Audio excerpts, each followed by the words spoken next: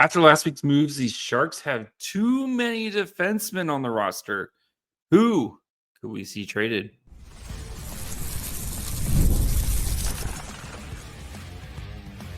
You're Locked On Sharks, your daily podcast on the San Jose Sharks, part of the Locked On Podcast Network, your team every day. Hello, welcome to Locked On Sharks, the premier hockey podcast covering your favorite team in the Bay Area. My name is JD Young, caretaker at the Reef, also the co-host of Locked On NHL. I want to thank you for making it Locked On Sharks your first listen. Proudly part of the Locked On Network, we cover your team every day. If you want to be an everydayer, all you have to do is just follow along wherever you get podcasts, or you can watch on YouTube as well. And today we're going to be discussing the plethora of options Mike Grier has as the Sharks need to move on from a defenseman, or potentially two. So we're going to be looking at four candidates that I think could be realistic options for the Sharks to trade. Mario Ferraro, Tim Liljegren, Vinny Desharnais, and Henry Thrun, and then discuss kind of the pros and cons and who I think eventually ends up getting moved. So before we get to that, do want to let you guys know today's episode is brought to you by FanDuel. Right now, new FanDuel customers can get $150 in bonus bets if your first $5 bet wins.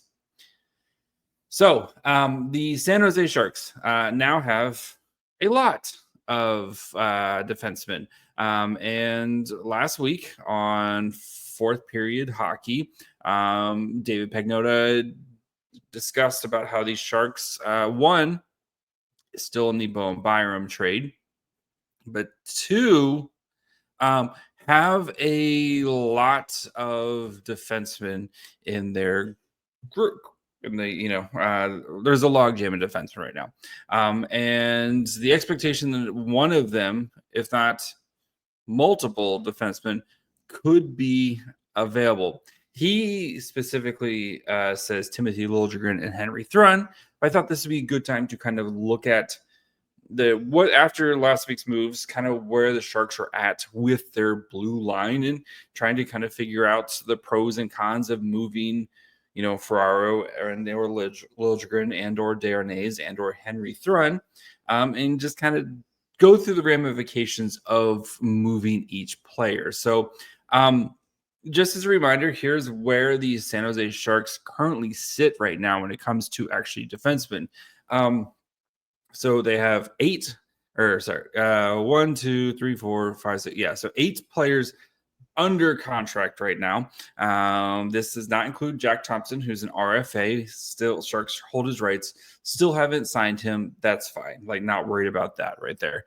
Or Sam Dickinson, who we know is most likely going to get at least his 9 games in the NHL before the Sharks have to make a decision. So right now, the under contract defensively, you have Dmitry Orlov, who's signed for 2 years at $6.5 million.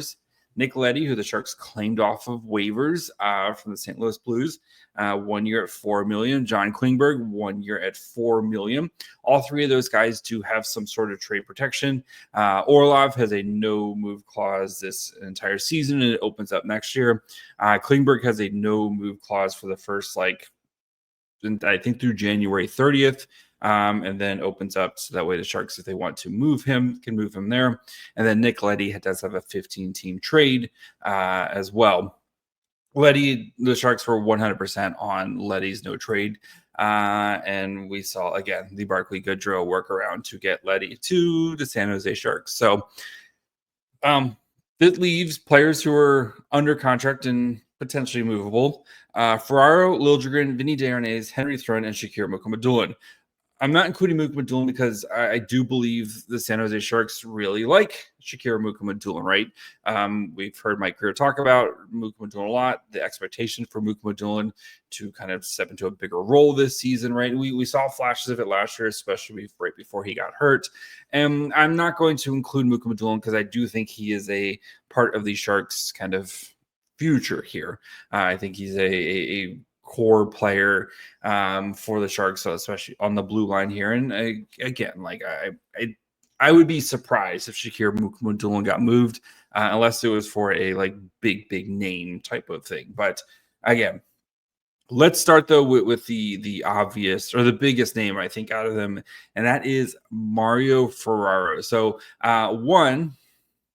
we are one Mario Ferraro trade away from William Eklund being the longest tenured San Jose Shark right now on the roster, which would be mind-boggling. But anyway, so let's kind of dig into Ferraro's season last year before we kind of discuss what to do with Ferraro. So Ferraro last year, he's got, like I said, 1 year left on his deal. He'll be 27 for this upcoming season. He played 78 games last year, 5 goals, 12 assists, 79 shots on goal, playing 21.42 a night.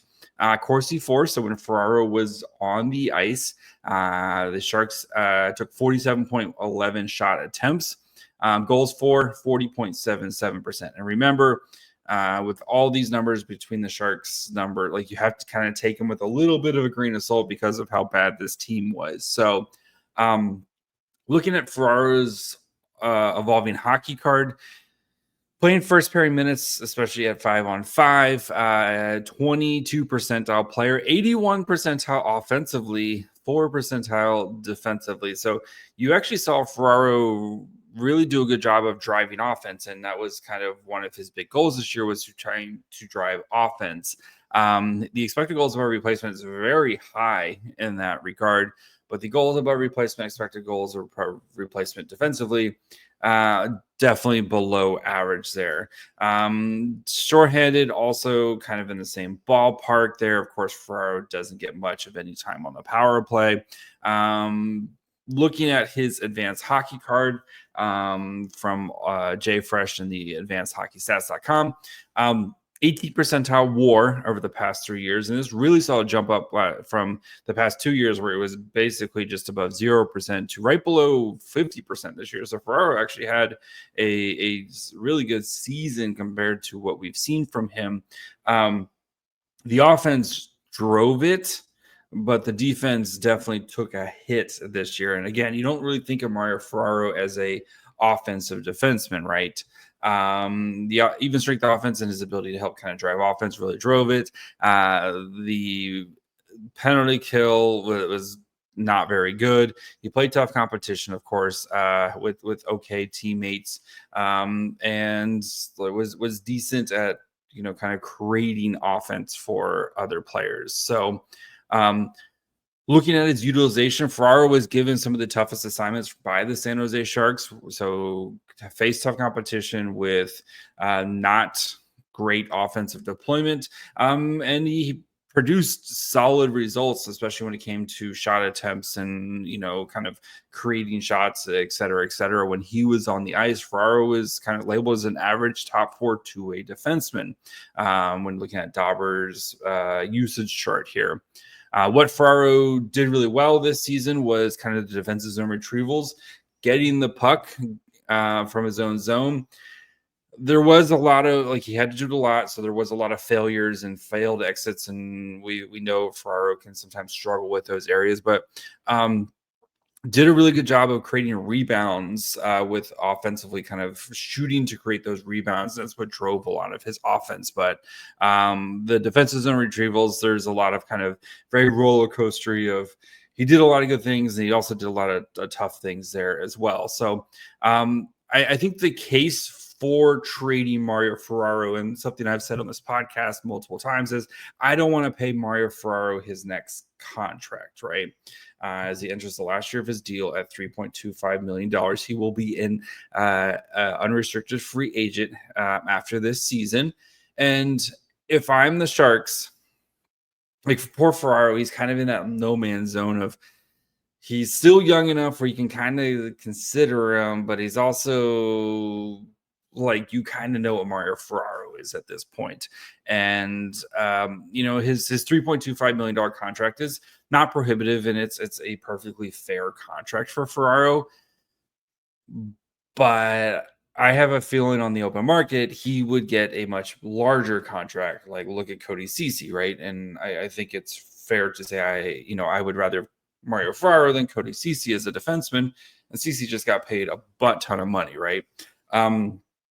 So I think though for the Sharks, right, and we'll dig more into this at the end, but I think the pros for trading Ferraro is he's probably worth the most out of these four guys. Maybe him and Liljegren, and we'll discuss that here in a minute. But he's probably worth the most.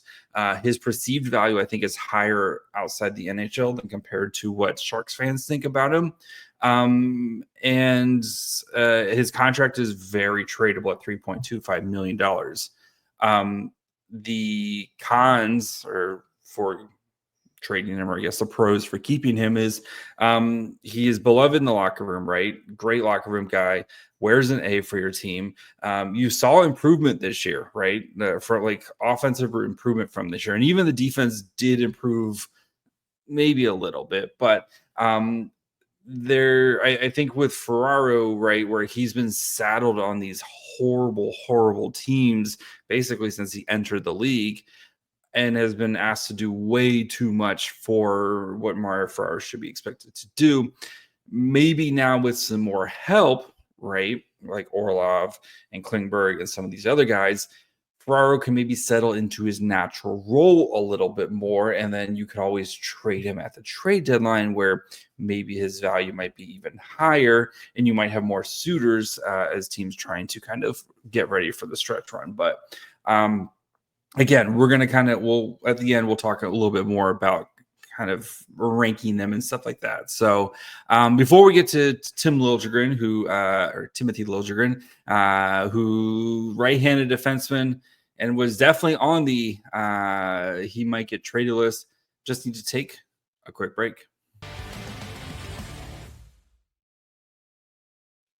Summer sports are in full swing, and whether you're all about baseball under the lights, golf on the green, or high-stakes soccer action, FanDuel is the best way to make every game even more exciting. You're already following the action. Why not make it a little more thrilling? With FanDuel, you can get on the game with your friends or getting sunburned at the beach. And even if you're into betting on Summer League basketball, because why not bet on Summer League basketball?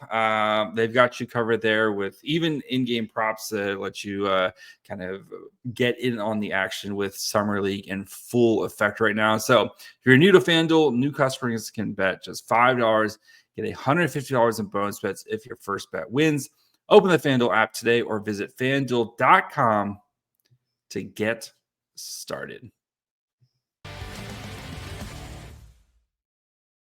All right, before we continue, we talk about Liljegren. Do, of course, want to thank you for making Locked On Sharks your first listen.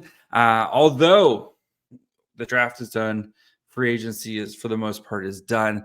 Still doesn't mean that we don't have you covered here for your daily Sharks coverage as we kind of start to dive into the wreckage that was free agency in the draft. We're going to start doing our draft profiles this week. Of course, we'll start with Michael Misa. Might be pretty good. We got you covered for any other transactions that Greer has. So make sure you're following along wherever you get podcasts. And of course, you can watch on YouTube as well.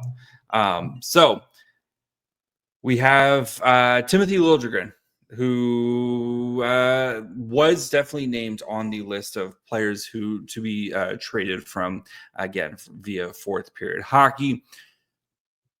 He's an interesting player because you literally just traded for him last year, right? You traded for him from the Toronto Maple Leafs. We gave up a third-round pick. And again, I know I've said multiple times, like third-round picks, I think we value them a little bit more than GMs do. They're very easy to acquire. Like you can, they're not prohibitive, right? So Sharks did trade a third-round pick for Liljegren from the Toronto Maple Leafs, and then he's now in the last year of his deal. Liljegren, who is right-handed, maybe that right-handedness fetches you a little bit more. So let's dig into Liljegren's season here. Liljegren, 6'1", 201 pounds, 26, so a little bit younger. 1 year, $3 million. He played 67 games with the San Jose Sharks. He did play one game with the Leafs before he got traded. So these numbers are Sharks specific. He had 6 goals, 11 assists, 102 shots on goal. Played 19-16 a night for the Sharks. 47.36% Corsi for, 40.63% goals for. Looking at his evolving hockey card. Again, kind of playing those first pairing minutes, especially at 5-on-5. 23 percentile player, 33 percentile offense, 45 percentile defensively.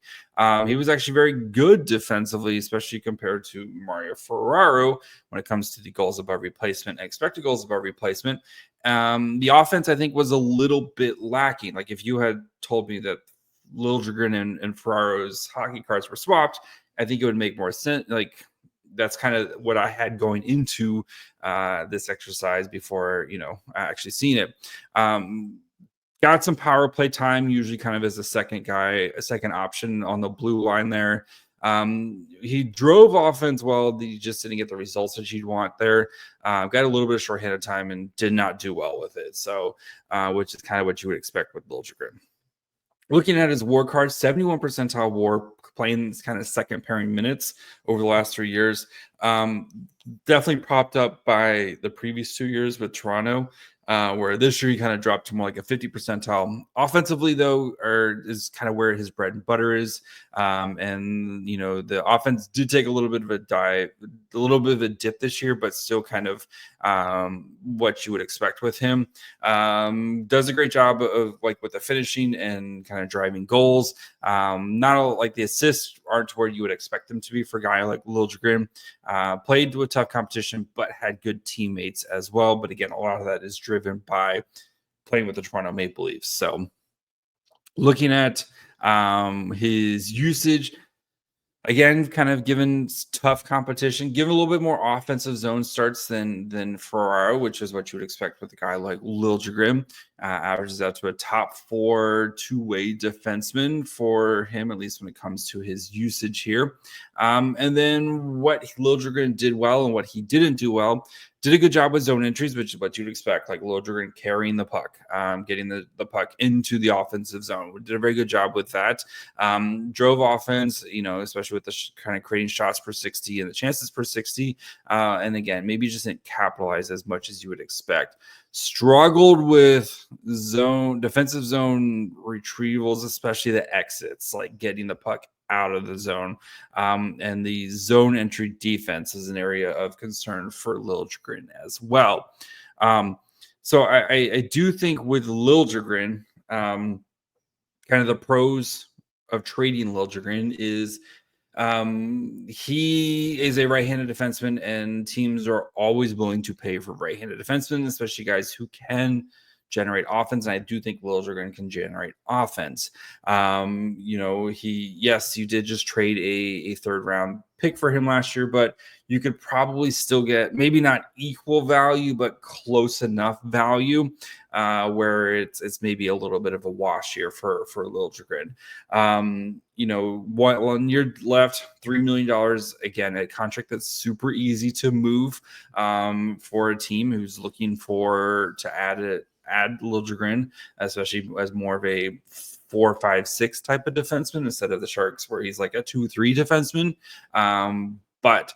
And then especially if you think Jack Thompson is kind of ready to take that next jump and be an everyday NHL player, I think you have Liljegren's replacement right there in Jack Thompson, who I really like Jack Thompson, and I think he does a lot of stuff positively, especially with the puck movement, with also kind of struggles in the same areas when it comes to zone entries, et cetera, but and not that you had to worry about the cap space, but Jack Thompson's going to do it much cheaper. He's also much younger, a couple years younger, and is probably going to continue to get better, while Liljegren's probably kind of plateau to where he's at here. So I think the cons, though, is if you do trade Liljegren, right, you're opening up another right-handed hole. If Jack Thompson's not ready to kind of jump into that really leaves you with two guys on your team who are right-handed. And again, like they can figure it out. But Klingberg, who's a guy who's struggled with injuries, and Desharnais, who may or may not be a everyday NHL player anyway, it does leave a lot of holes there, especially if Klingberg ends up getting hurt, or like maybe you might kind of end if Jack Thompson's not kind of ready to be an everyday NHL player.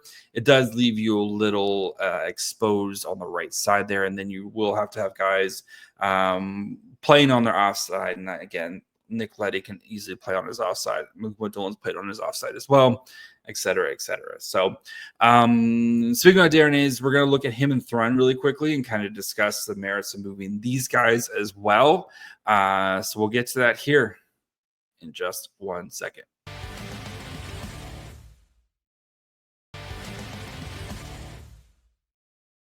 All right, before we finish up, do of course want to thank you for making it Locked On Sharks your first listen. For your second listen, check out the Locked On NHL podcast. There's no off season, guys. We're still bringing you the daily league-wide stories that matter most with local coverage that you love from Locked On. Find Locked On NHL on YouTube, wherever you listen to podcasts. Okay,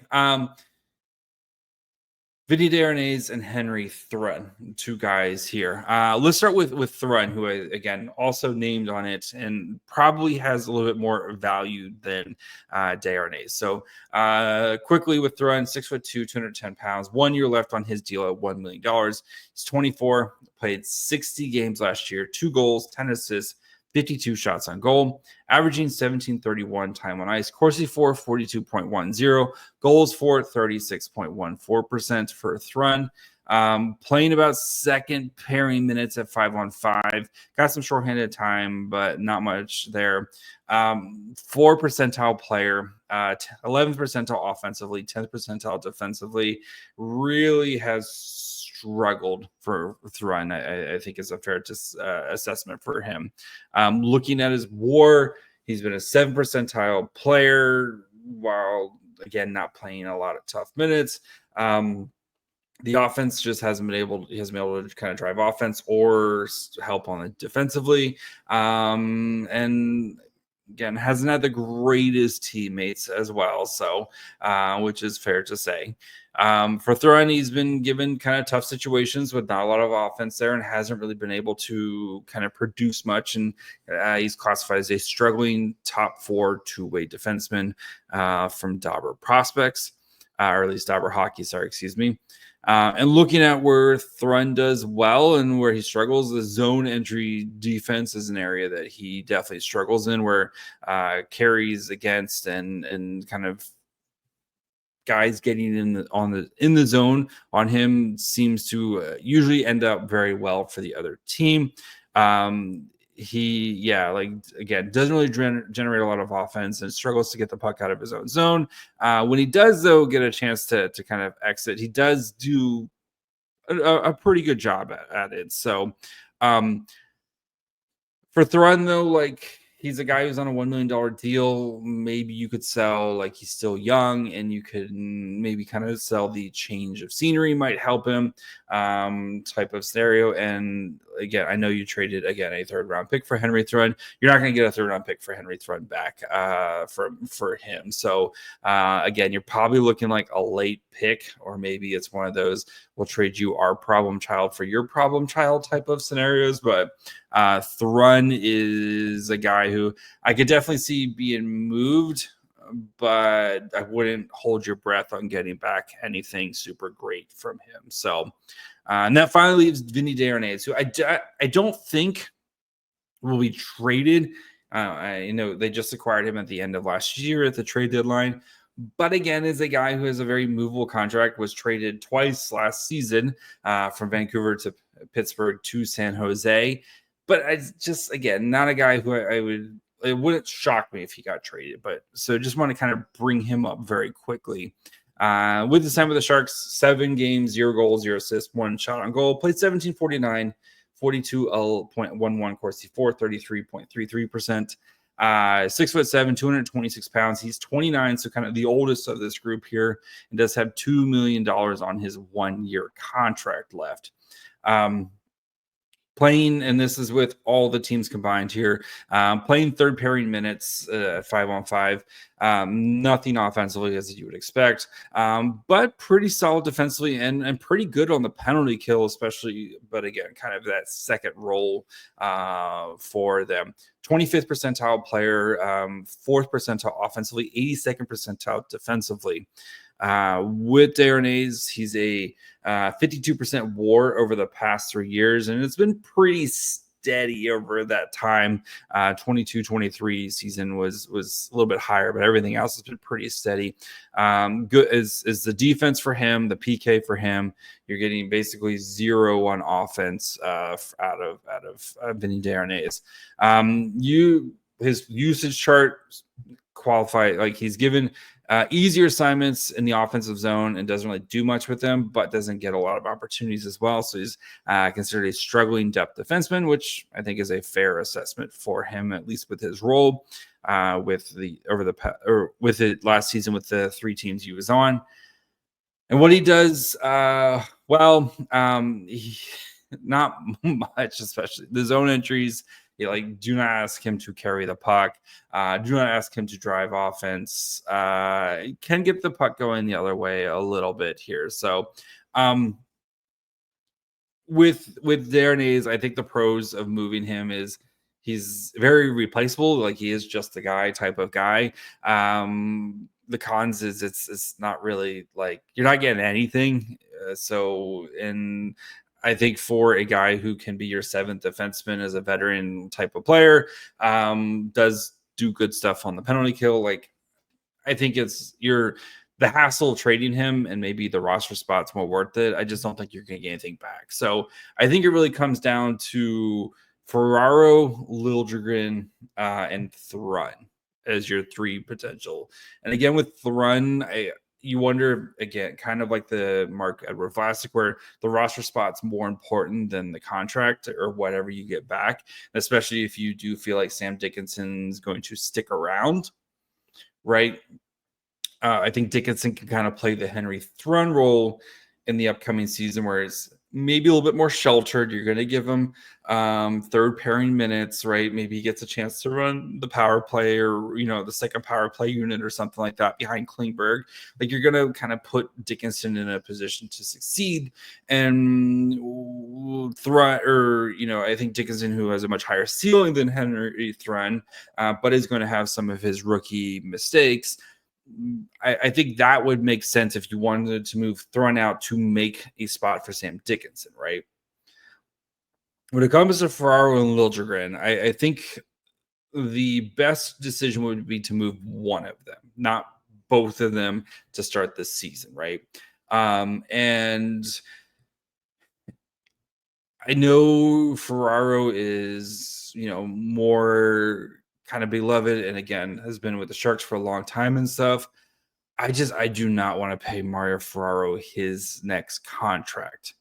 And who knows, again, maybe I'm reading it, but I still reading it wrong here. But I do think Ferraro has more value outside of the organ, is like perceived value among the NHL. And yes, even though he's left-handed and he doesn't really kind of spark the offensive numbers and stuff. But teams love what Mario Ferraro brings, right? That grit, try hard. I think if he's your 4th or 5th defenseman, you're probably feeling a lot better than where if he's your 2nd or 3rd defenseman, where he has been with the Sharks the past few seasons, or maybe your 1st defenseman in some cases. I do think Ferraro would make the most sense of that kind of, I think there's options on the roster to replace him, especially with Orlov in the fold here and Leddy, who I think both those guys can. I think Leddy can kind of do what Ferraro does, and I think Orlov's a better defenseman than Ferraro is even right now. And with Orlov kind of maybe losing a little bit of a step here, I still think he's at a better defenseman than Ferraro. And I think Ferraro is going to actually honestly get you the best return. Now, what is that return? Who knows? And again, It sounds like Greer might be trying to cook something up when it comes to a trade, especially if you can get Bo Byram back. And then I think then you're looking at a really completely revamped defense. But I would go with, if it was me, I would go with Ferraro, because I think with Liljegren, there's just less guys who kind of do what he does in the Sharks group right now, right? And again, Klingberg, who's much more offensively gifted than Liljegren, but has struggled with injuries. Jack Thompson, who we've seen flashes of him do stuff offensively, but again, that consistency. And I do think Thompson's ready to be an everyday NHL player, but it just kind of gives you a little bit more certainty that, like, at least we have Liljegren here, and it's not like you can't trade. If Thompson comes in and plays really well, especially during training camp or early in the season, it's not like you can't trade Liljegren at any time, especially if Sam Dickinson sticks, right? Those would be the two that I would like. Ferraro's the guy I would look to move first, because I think he gets you the most perceived value. Then probably Liljegren. Thrun, I think, is a pretty replacement level player at this point, and more if you're looking at a guy who's potentially blocking Sam Dickinson, I think Thrun's the guy who kind of blocks Sam Dickinson in his development, because I think you can kind of put Dickinson in the Thrun role this upcoming season. And then Desharnais, I don't think it's worth it. And I think I'd rather just have him as my seventh defenseman who can come in and play in a pinch. And like, you're not going to get, he's not going to kill you type of thing. So, yeah, that's the Sharks defensive group right now. And the more I think about it, I think it's going to be hopefully a little bit better group this year with for the Sharks. So that's gonna be it for me today. We'll be back tomorrow, as again we're probably gonna be looking at potential top 9 forwards that the Sharks might be interested in trading for. So make sure you guys are following along wherever you get podcasts, and of course you can watch on YouTube as well. Follow the show on Twitter, Facebook, and Instagram at Locked On Sharks. Follow me on Twitter and Blue Sky at My Fry Hole. Until tomorrow, bye, friends.